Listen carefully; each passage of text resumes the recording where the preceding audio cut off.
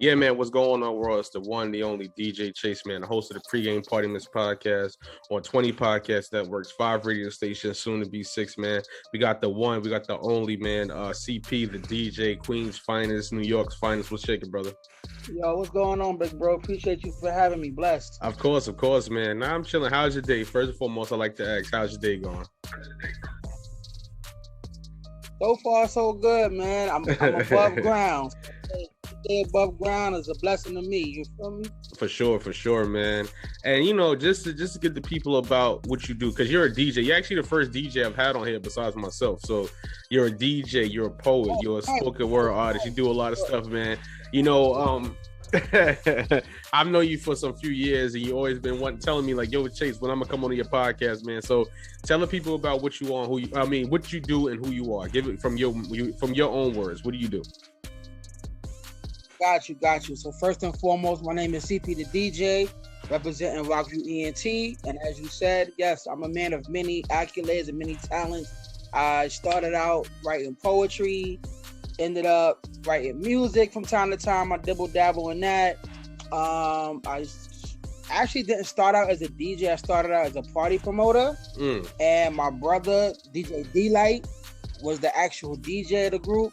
Yeah. So he was the DJ, I was the promoter, and me and him used to always hang out a lot. And I was like, yo, bro, we gotta find something else to do besides going to the bar and getting drunk. You know what I'm saying? Like something else. So he was like, yo, you wanna dibble dabble in the DJing lane? I was like, all right, cool. If you want to teach me, I'm with it.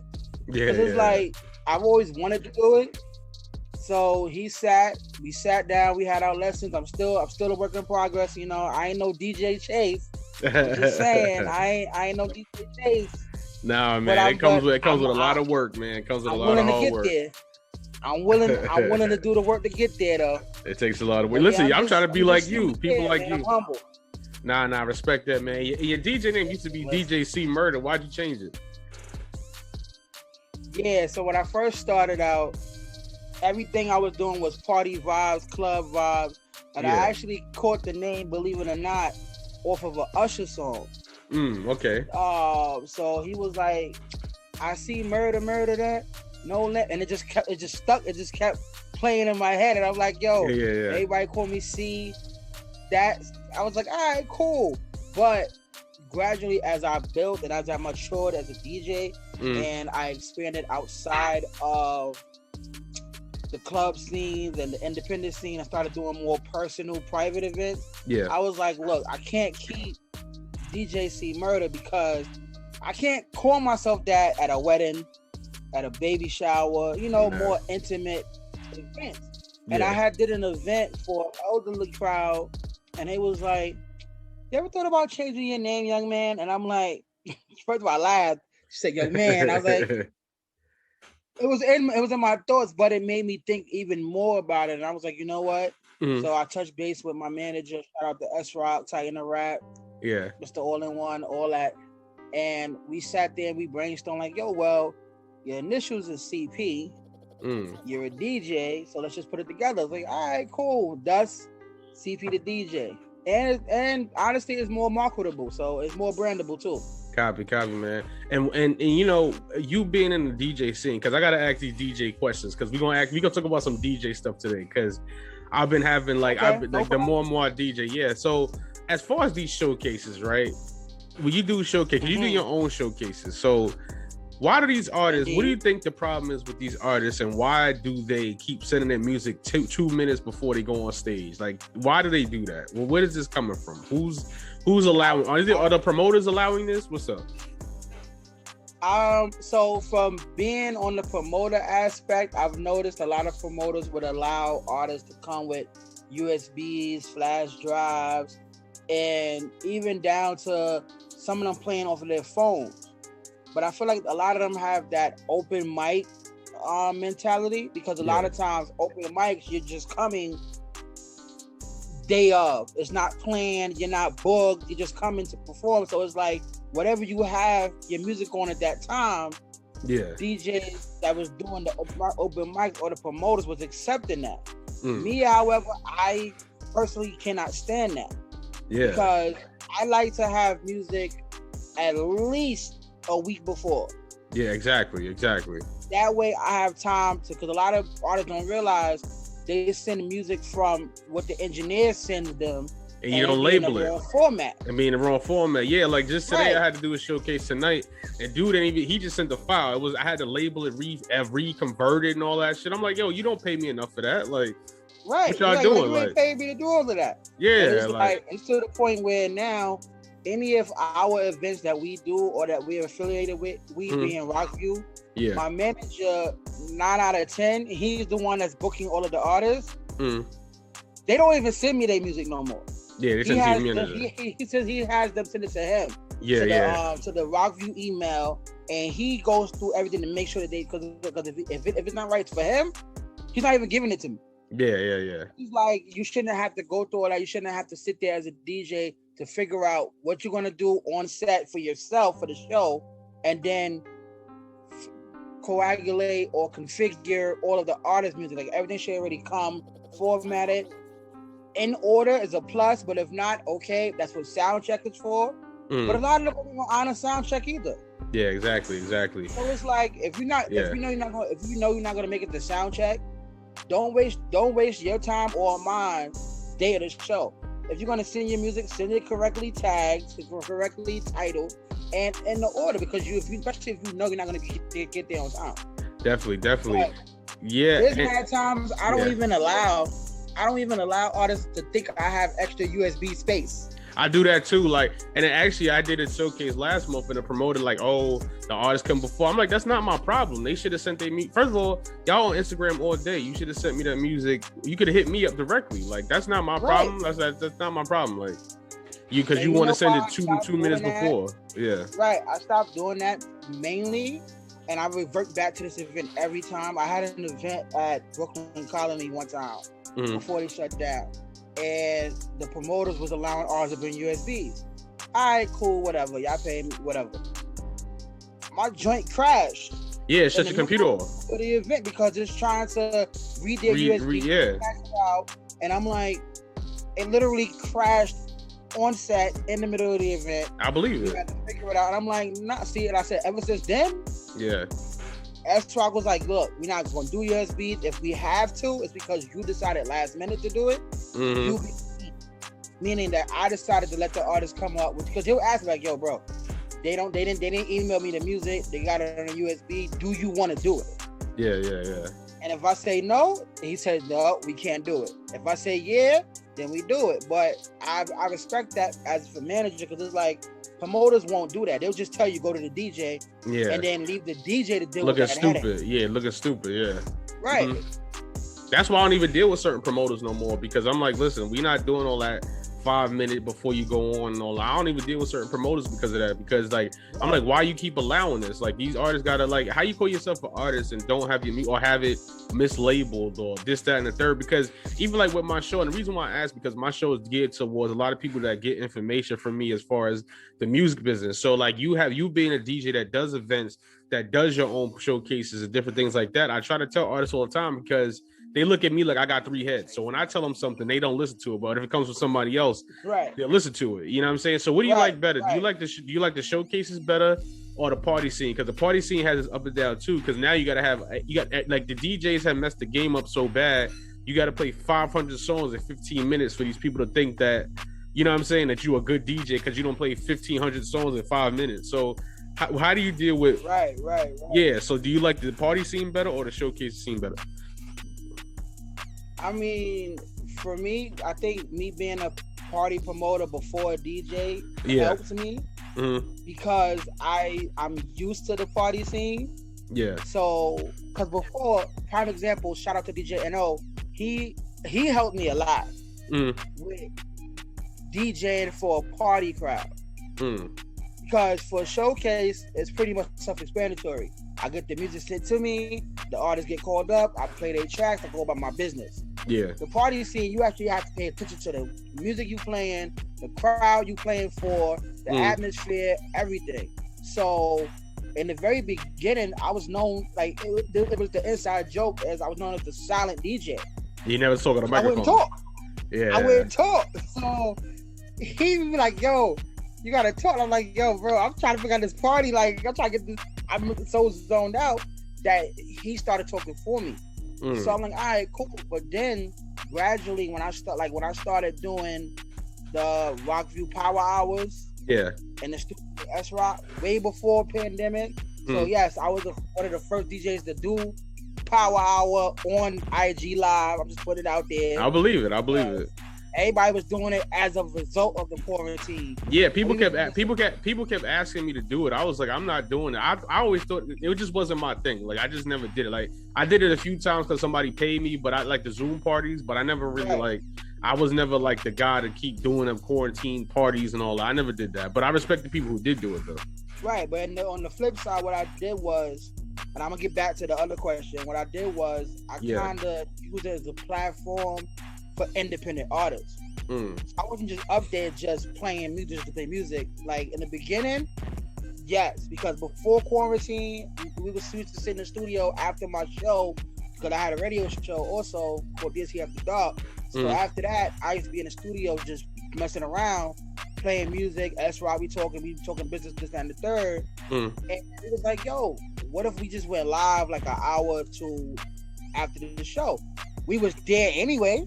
I started doing that. But then when the quarantine hit, I was like, yo, what if we do something for like the independent artists? So Rockview Power Hour came about, where we'll sit there and we'll play for the first hour music, just independent music.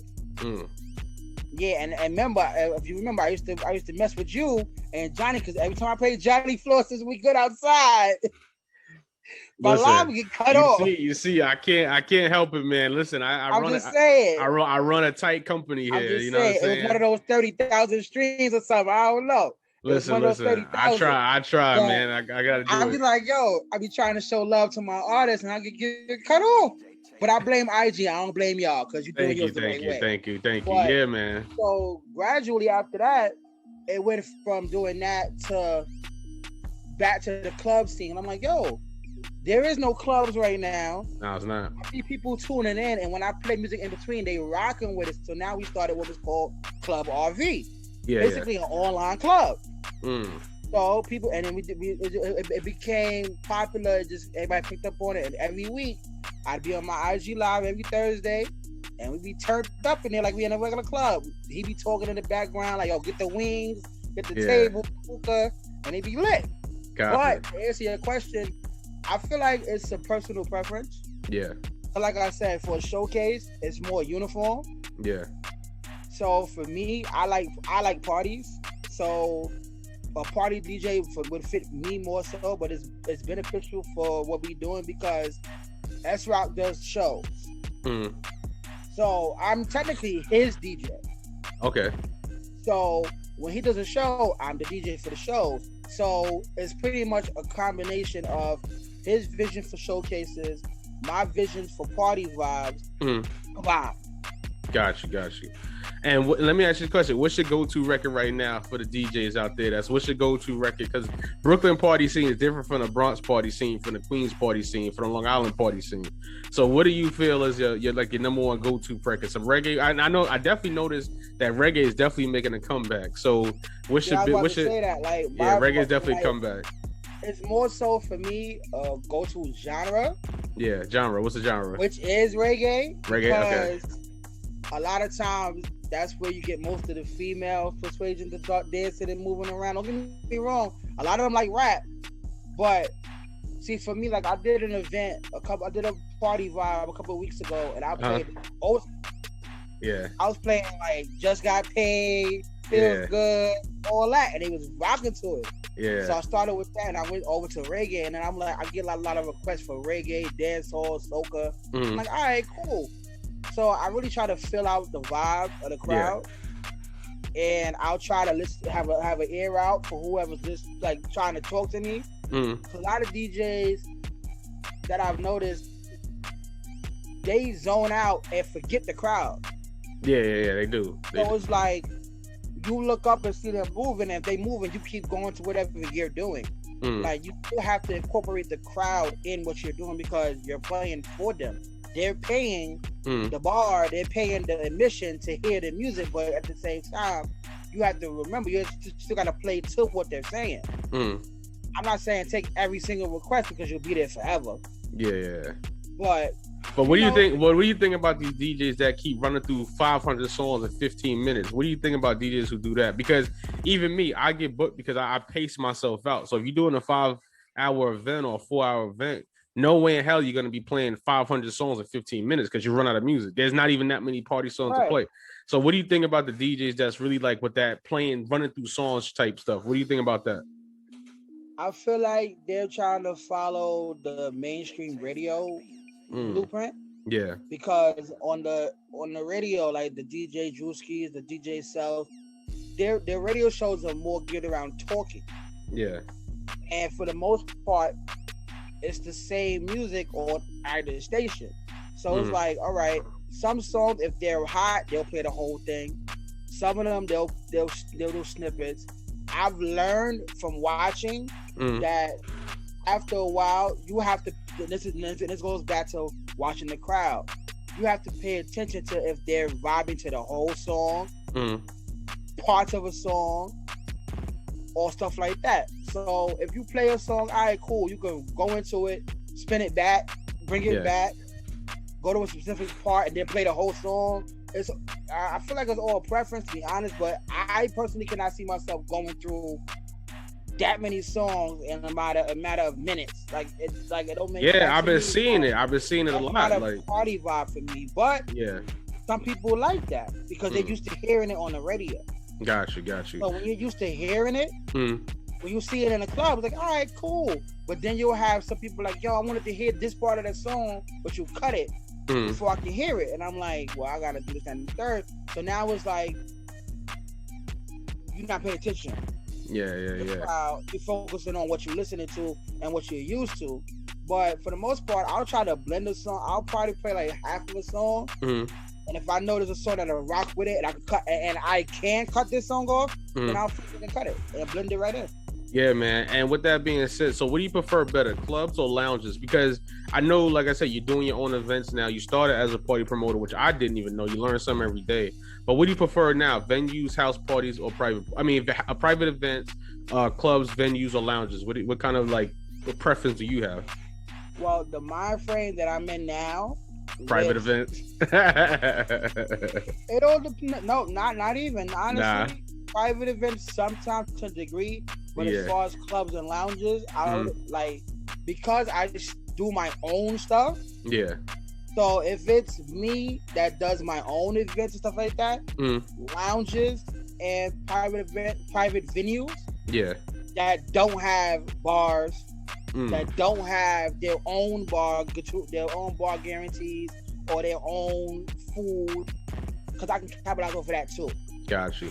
And now you have food vendors, I have drink vendors also. Yeah, that's what I was going to ask you, because now you got, every time I see you, always make me buy a plate. Even if I don't buy a plate, even if I don't buy it or eat it, I got to buy and support it. So what made you get to catering? What made you add that on? What's up? I mean, I've always been a cook. Yeah. I've been cooking since I was 8 years old. Copy. 4-course meal since I was 8.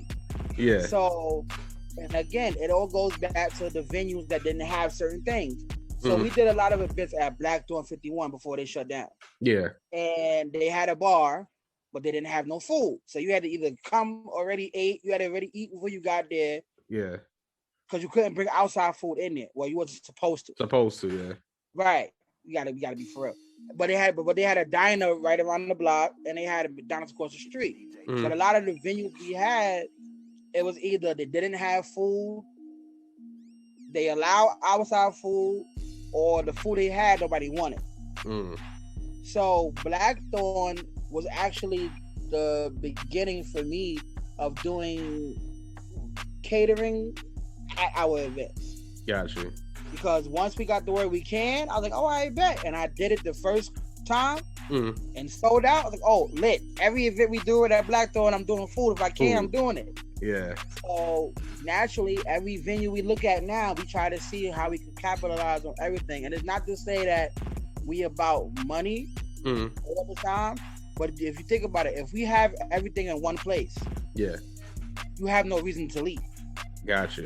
And now Black Dawn, they had the drinks, but they didn't have food. So if you was drinking and you got hungry, you had to leave. Yeah. And come back. Too much work. Yeah, too much extra stuff. Yeah.